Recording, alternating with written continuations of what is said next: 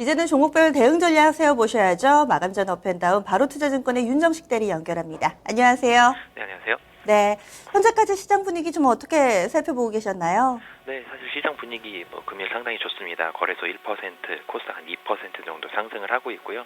그리고 무엇보다 사실 반가운 것은 최근에 시장이 계속 상승하였음에도 불구하고 제가 마감적 전략 같은 부분들은 좀 신중하게 대응해달라는 그런 말씀을 많이 드렸었는데 금일 같은 경우는 이런 부분들에 대한 우려들이 사실은 좀 많이 줄어들었다라고 말씀을 드리고 싶습니다.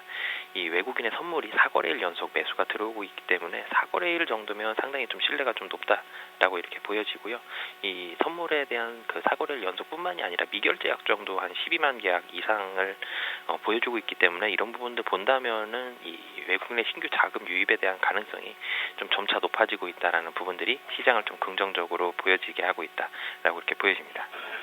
오늘은 오르더라도 약간은 좀 보수적인 시각을 여전히 유지하자 해주셨는데 오늘은 뭔가 스탠스가 약간 긍정으로 옮겨온 분위기가 풍기는 것 같은데요. 종목별로도 그럴지 하나씩 좀 짚어보겠습니다. 오늘 상승 종목 먼저 보겠습니다. IT 쪽 전반적으로 좋습니다. 삼성전자 제한적이기는 하지만 오름세 무난하게 보여주고 있고요. 대림산업, AP시스템, 셀트리온, 아이센스 정도 꼽아봤습니다. 먼저 삼성전자부터 보겠습니다. 흐름 좀 어떻게 보고 계시는지 현재 구간대에서 대응 전략 주시죠. 네, 사실 삼성전자 시가총액 1위 종목임에도 불구하고 최근 시장에서 굉장히 소외당한 종목 중에 하나다라고 이렇게 보여집니다. 삼성전자 같은 경우는 최근에 좋은 모습들 보여주고 있는데 110만 원 정도까지 떨어졌다가 최근에 괜찮은 모습들 보여주고 있습니다. 이 이유는 이 외국인들 쪽에서는 사실 매도가 많이 나왔었습니다. 하지만 이 삼성전자 금년 들어서 1월 말 정도부터 해서는 삼성전자에서 자사주 매입 효과를 많이 보고 있고요. 그리고 최근에 선물의 매수가 나온다, 이 외국인의 매수가 나온다, 이런 부분들이 충분히 좀 긍정적이기 때문에 그런 부분들을 좀 기대를 한다면 삼성전자 같은 경우는 앞으로도 좀 움직임 자체가 좀 긍정적으로 보여진다라고 이렇게 생각이 됩니다. 네, 좋게 보시네요. 그럼 이어서 건설로 넘어가겠습니다. 오늘 건설주들 약간의 희비가 엇갈리는데 대림산업은 그래도 좀 견조한 움직임이 근래 들어서 이어지고 있습니다. 어떻게 좀 보시나요? 네, 사실 대림산업 같은 경우 최근에 이 주가가 건설주들이 올랐음에도 불구하고 조정이 그래도 비교적 좀 무난한 그런 편이었습니다. 대림산업 같은 경우는 이 기관들 쪽에서의 그런 움직임들이 상당히 좀 괜찮았고요. 그리고 건설주들에 대한 우려감은 중동이었습니다. 국내 건설 경기는 어느 정도 좀 뒷받침이 됐었는데 중동 쪽이 상당히 좀 빠르게 마무리가 되고 있기 때문에 금년 한 1분기, 2분기 정도면은 이 중동 쪽에서의 우려감들 대부분 끝날 것으로 보여지기 때문에 이 최근에 밸류에이션 싼 종목들 시장에서 많이 주목받고 있는데 그 중에 하나다라고 보시면 될 것 같고요. 밸류에이션 싼 종목, 싼 섹터들, 자동차, 그리고 철강, 그리고 은행, 여기다가 이제 건설주들까지 밸류에이션적인 면에서는 매력적으로 이렇게 보셔도 좋을 것 같습니다. 네. 이어서 좀 사이즈를 좁혀보면은 오늘 OLED 주들을 또 빼놓을 수가 없겠죠. AP시스템 또 신고가 경신이 나옵니다. 들고 계신 분들은 이쯤에서 좀 수익 실현을 해야 될지 고민이 되실 것 같고 또 안 들고 계신 분들은 지금이라도 따라갈까 싶으실 텐데 어떤 조언을 할 수 있을까요? 네, 사실 AP시스템 같은 경우는 1년에 한 번 정도씩 계속 기대감 받으면서 주가가 올라가는 경우들이 좀 많았었는데요. AP시스템 최근에는 금일 같은 건 뉴스 나왔었죠. 삼성전자의 OLED TV 진입 가능성 관련해가지고 AP시스템 상당히 좀 기대를 많이 받고 있고 AP시스템뿐만이 아니라 여타 OLED 종목들 다 같이 좀 상승을 하고 있습니다.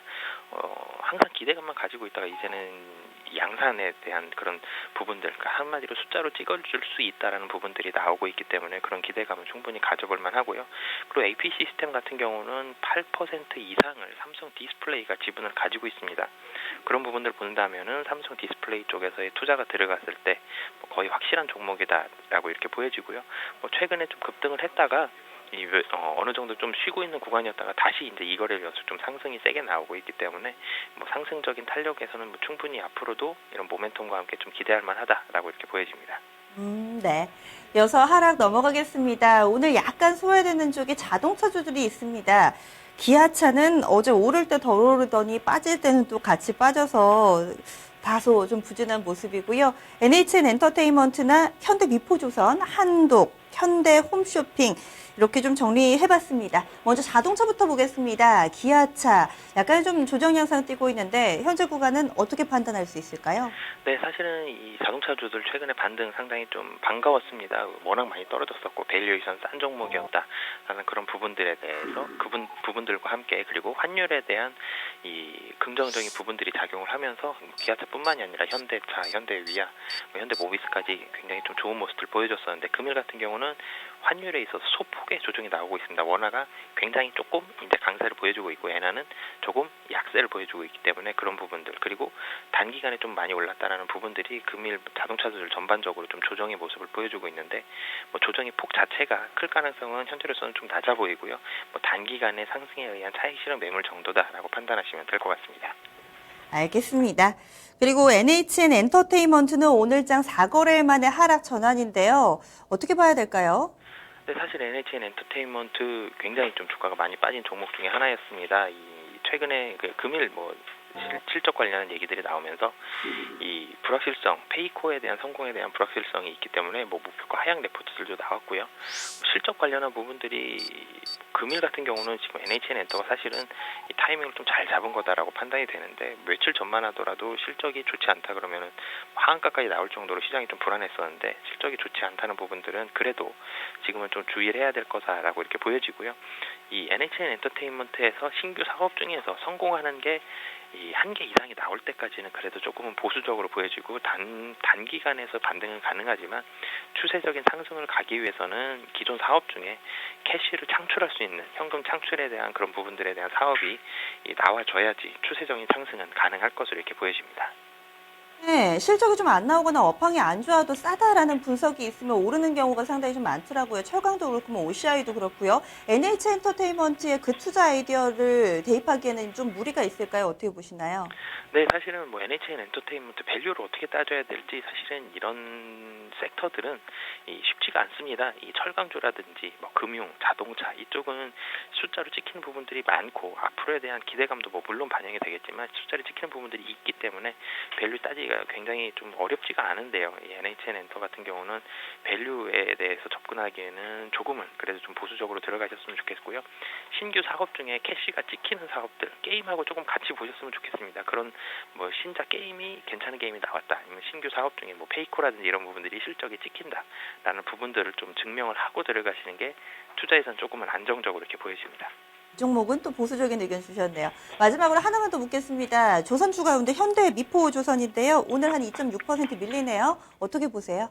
네, 조선주들 뭐 악재 대부분 사실 다 나온 것으로 이렇게 보여지고 이제는 뭐 수주 얘기도 조금씩 들리고 있고요. 이런 부분들 본다면은 시장에서는 어느 정도 좀 많이 반영이 됐다라고 이렇게 판단은 되지만 조선주들도 마찬가지입니다.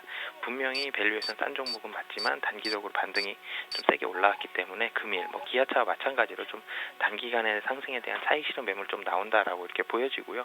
뭐 수급 자체도 뭐 최근에 연기금 중심으로 해서는 매수세가 좀 들어왔었지만 외국인들 쪽에서 매도세가 조금 부담스러웠던 부분들 그리고 외국인들도 그렇고 기관들도 그렇고 연기금을 제외하고는 좀 단기 매매적인 성격이 조금 더 최근에 좀 많았었기 때문에 그런 부분들은 조금은 부담 요인이었다라고 보여지고요. 추세적인 하락보다는 단기간에 대한 좀 조정에 대한 가능성이 높다라고 이렇게 보여집니다. 알겠습니다.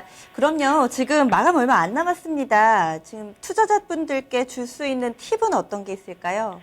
네, 시장이 추세적인 상승이다라고 말씀을 드리기는 어렵지만 이 변동성 확대, 불안전한 그런 시장으로부터는 어느 정도 많이 벗어났다라고는 말씀을 드릴 수 있을 것 같습니다. 거래소도 그렇고 코스닥도 그렇고 이제 외국인의 매수세가 들어오고 있고요. 그리고 무엇보다 제가 오늘장 시황 분석 초반에 말씀드렸던 것처럼 선물에서 매수세가 들어오고 있다는 부분도 상당히 좀 긍정적입니다. 외국인이 시장의 방향은 외국인이 결정하는 그런 부분들이 많기 때문에 4거래일 연속 외국인 선물이 들어오고 있기 때문에 뭐 향후 앞으로도 선물 시장 쪽에서의 안정적인 부분들이 나온다면 우리나라 시장은 이제는 불안전한 시기에서는 어느 정도 많이 벗어났다라고 이렇게 판단을 하시면 될 것 같습니다. 공포보다는 기대를 좀 가져봐도 될 것 같네요. 말씀 고맙습니다. 네, 감사합니다. 바로투자증권의 윤정식 연구원과 이 마감 전 오펜다운 함께했습니다.